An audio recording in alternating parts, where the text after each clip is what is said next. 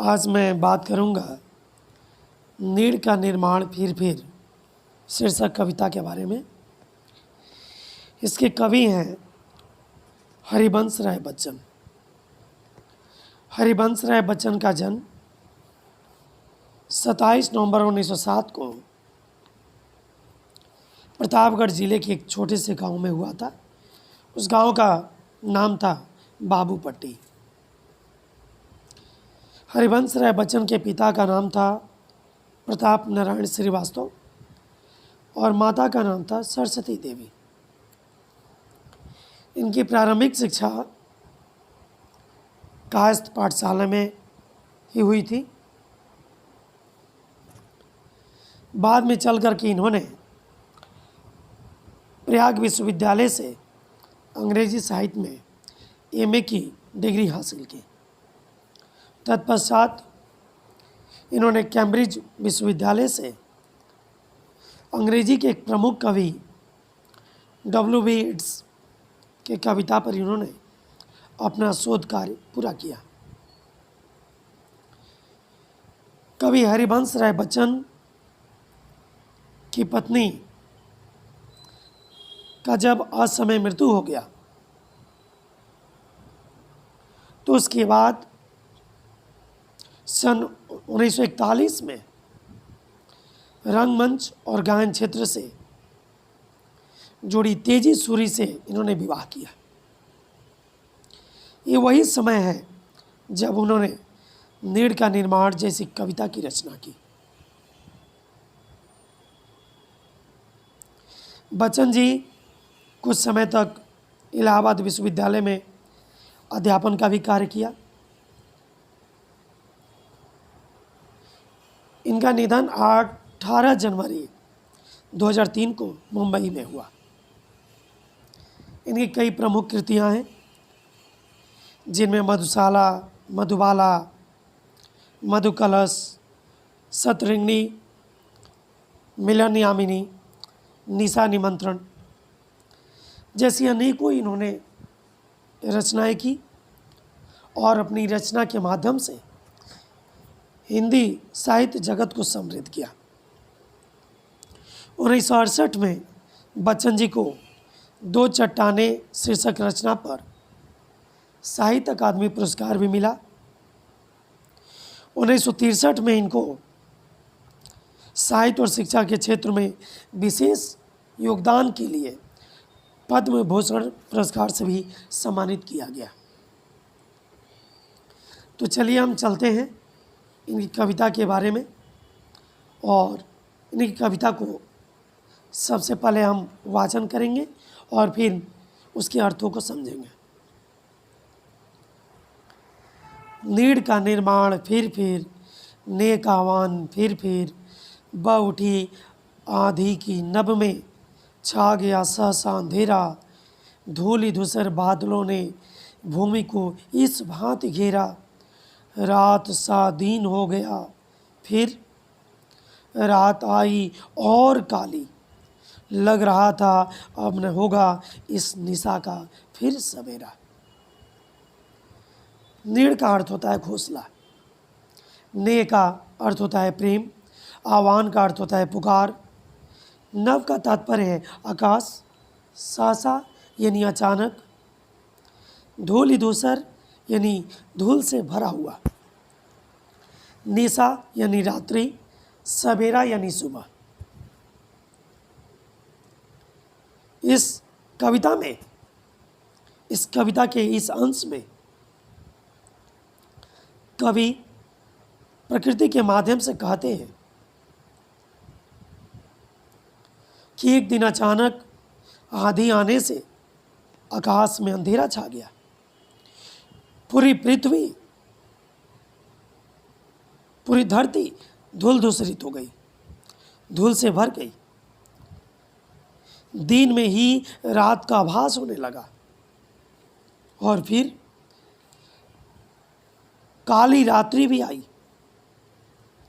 उस समय तो ऐसा लगने लगा जैसे मानो अब कभी सवेरा ही नहीं होगा। वास्तव में कवि ने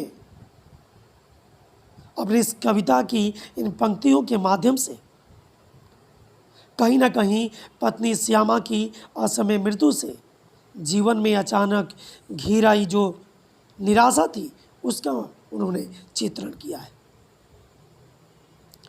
प्रमुख बात इस पद के अंश में यही है कि इस अंश में कवि ने प्रकृति के माध्यम से अपने जीवन में घिरी हुई निराशा का चित्रण किया है। आंधी, अंधेरा, धूलि धूसर, बादल, ये सभी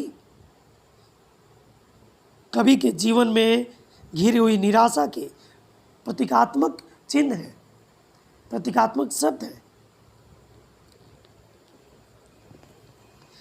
दूसरे अनुच्छेद में आगे बढ़ते हैं। रात के उत्पात भय से भीत जन जन भीत कण कण, किंतु प्राची से उषा की मोहिनी मुस्कान, फिर नीड़ का निर्माण, फिर नेह का आह्वान, फिर। उत्पात भय का अर्थ होता है शैतानी के भय से, भीत यानी डरे हुए, प्राची कहते हैं पूरब दिशा को, उषा यानी वह समय जब रात्रि और प्रातः काल का मिलन होता है, मोहिनी का अर्थ होता है मन को मोहने वाली। इस अनुच्छेद में कवि कहते हैं कि रात्रि में होने वाले उत्पात की कल्पना करके ही लोग भय से सिहर उठे थे। प्रकृति का कण कण डर गया। तभी पूरब दिशा की ओर से उषा की मोहिनी मुस्कान से लोगों का भय दूर हुआ। उनके आत्मा में, उनके मन में एक खुशी दिखाई दी। उनकी आत्मा हर्षित हो उठा। कवि ने अनुभव किया है कि जिस प्रकार प्रकृति में हमेशा दिन या रात नहीं होती, ठीक वैसे ही हमेशा सुख या दुख नहीं लगा रहता। इनके आने जाने का क्रम हमेशा लगा ही रहता है।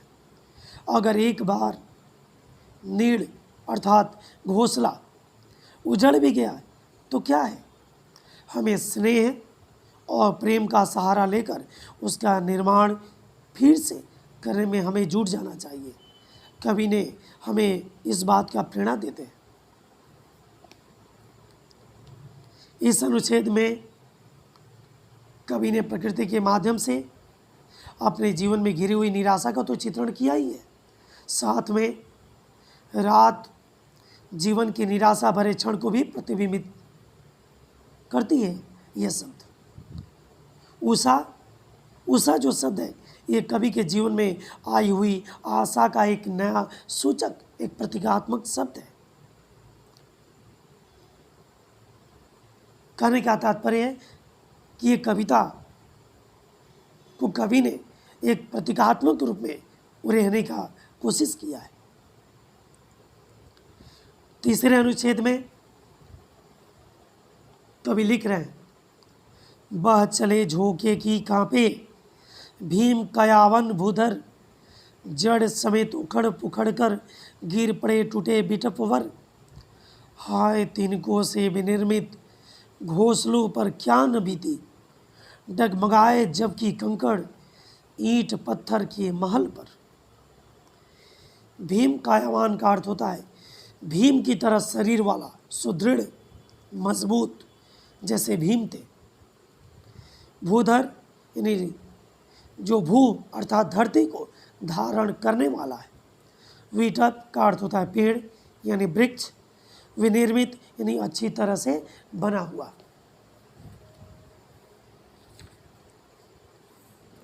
इस अंश में कवि कहते हैं कि अचानक बहने वाली जो बयार थी अर्थात जो हवा थी, उस हवा के तेज झोंकों से भीम की तरह अर्थात अपार शक्तिशाली जो भीम थे उनकी तरह शरीर धारण करने वाला विशाल का जो वृक्ष है उसकी भी वह भी जड़ से उखड़कर गिर पड़े।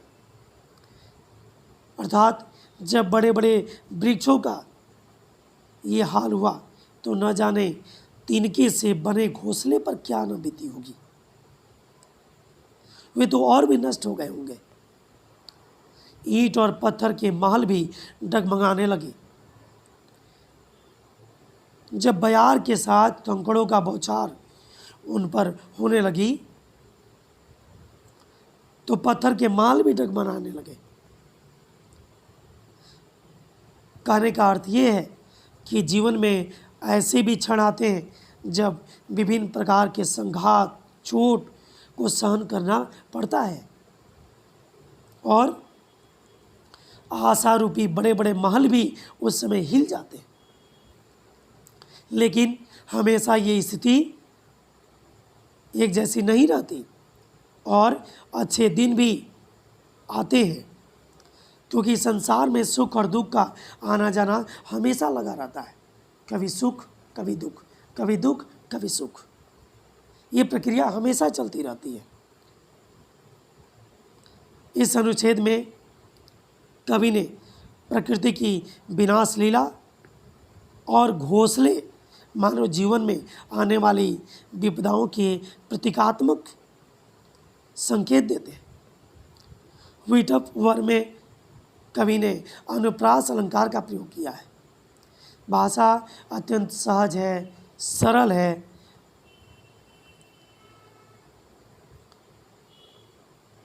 अगले अनुच्छेद में कवि लिख रहे हैं, बोल आशा के विहंगम, किस जगह पर तू छिपा था, जो गगन पर चढ़ उठा था गर्व से निज वक्ष फिर डगमगाए मतलब हिल जाना। विहंगम यानी पक्षी, गगन यानी आकाश, निज यानी अपना, वक्ष यानी छाती। कवि कहते हैं कि जब जीवन में चारों ओर से निराशा के बादल छाए हुए थे, उस समय न जाने यह आशा रूपी पक्षी कहाँ छिपा हुआ था। यह वह पक्षी है जो आकाश की ऊंचाइयों पर, उस आकाश की ऊंचाइयों पर गर्व से अपना सीना ताने इस विषम परिस्थिति में खड़ा रहता है। यह आशा रूपी पक्षी है जो हमें संदेश देता है कि विषम परिस्थिति से भी घबराना नहीं चाहिए और हमें पुनः जीवन को संवारने में लग जाना चाहिए। इस जीवन रूपी नेड़ का निर्माण केवल और केवल मात्र स्नेह के तिनके से ही किया जा सकता है। बगैर स्नेह के तिनके से ये कभी संभव नहीं है। आशा को विहंगम बताया गया है, यानी यहाँ रूपक अलंकार का प्रयोग कवि ने किया है। फिर में अनुप्रास अलंकार का कवि ने प्रयोग किया है।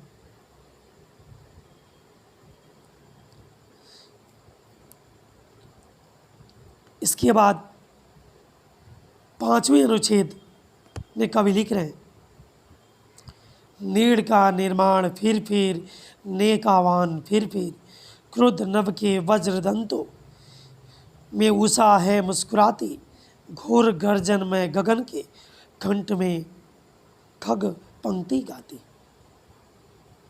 क्रोध यानी गुस्से में, वज्रदंत यानी पत्थर के समान दांत, गर्जन में यानी गर्जन यानी बादलों का जो शोर होता है, गर्जन से भरा हुआ जो बादल, खग यानी पंछी। इस अंश में कवि प्रकृति के माध्यम से हम ये संदेश देना चाहते हैं कि कठिन से कठिन परिस्थिति, विषम से विषम परिस्थिति में भी आशा ही है जो हमें जीने का संदेश देती है। अगर ऐसा नहीं होता तो क्या क्रोधित आकाश के वज्र दांतों के बीच उषा मुस्कुराती? नहीं मुस्कुराती, क्या बादलों के भयंकर गर्जनों के बीच चिड़ियों के कंठ से संगीत फूटते नहीं फूटते। कहने का तात्पर्य है कि हर परिस्थिति में भी हमें आशा नहीं छोड़ना चाहिए। आशा ही है जो हमें जीने का संदेश देती है। प्रकृति का यहाँ पर मानवीकरण किया गया है। उषा और खग आशा के प्रतीक हैं। गर्जन में गगन में अनुप्रास अलंकार का कवि ने प्रयोग किया है। अगली कड़ी में हम 6-7 अनुच्छेद की चर्चा करेंगे।